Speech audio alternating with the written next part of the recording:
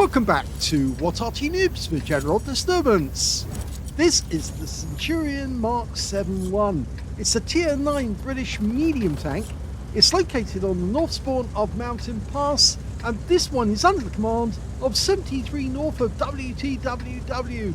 Yes, he did send in a lot of replays, not all together, some were in different emails, but yep, quite a few.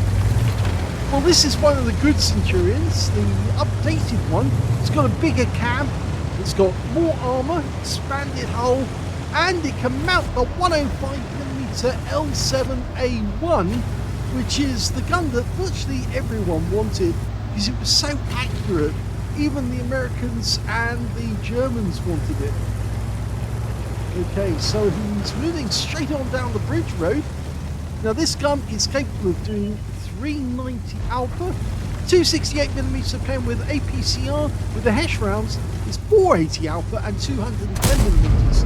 You just saw an ELC over 90 poke his head round the corner, and then Scarper when he realised what was coming. Yes, mainly because this tank is very difficult to kill in a hull down position. Gets a nice shot into the Skoda. Got a Cobra there as well.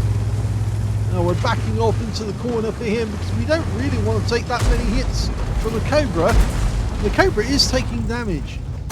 Skoda takes another hit, but we take one as well, and that was an APCR. Okay, so poking around the corner. The Cobra has probably blasted his load. He's in main reload now, and we're going to let our teammates get to hands with the enemy because they've got autoloaders and they can do a lot of damage. Oh, no, Barras gets wiped out, and it was the ELC, I think, who got him. Or was it? No, it was, yes, it was the ELC. I was wrong. Okay, Skoda T50 just around the corner. He's going to go after him.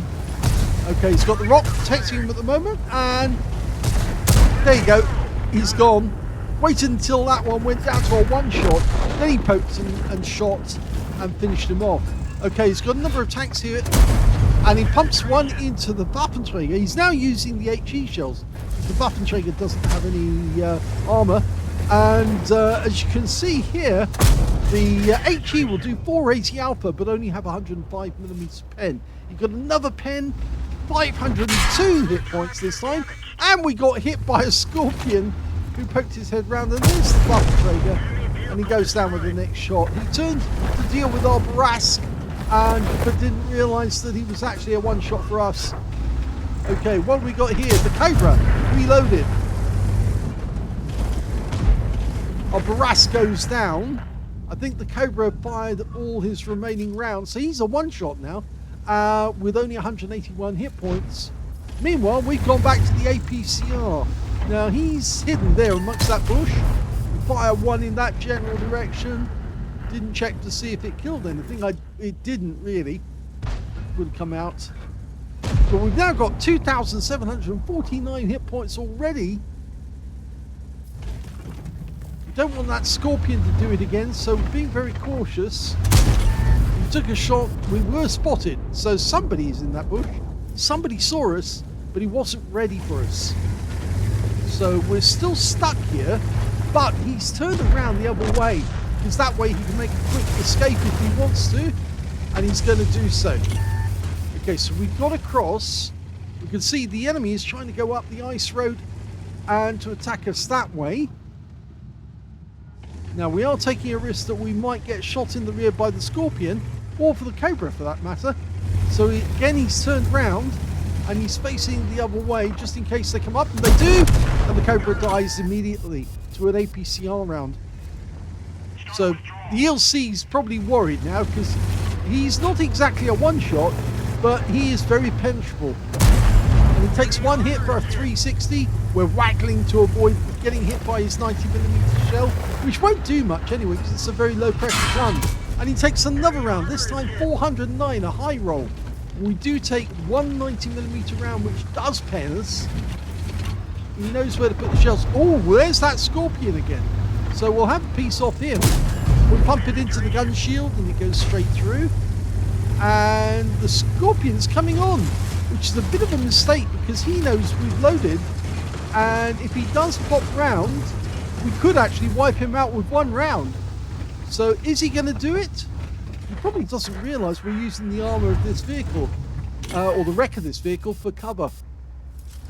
The enemies are still battering themselves against our cap area and failing. Oh, he thought we were coming around for a second. The ELC would go down with one shot. Can't see the gun shield for the Scorpion, but he did fire, and there goes the ELC. So he's gone. The Scorpion's in reload. We took a round in the tracks, and we're trying to back around that wreck, but we don't need to. There goes the Scorpion. We did take one hit. It was a big one for 506. Now we've only got 31 hit points left. Or is it 3? No, 3 hit points left. That's all we've got. So we are a one-shot for the enemy, but we can still do some damage. Got 4,475, and we pumped one round into that ISU. He's not interested in us at the moment, but he should be, because we can still pump rounds through his structure. And there you go, he's out the game. So we managed to survive that. Can we survive the fall? Yes, we can. Okay, and that's it. The game's over. It's a victory.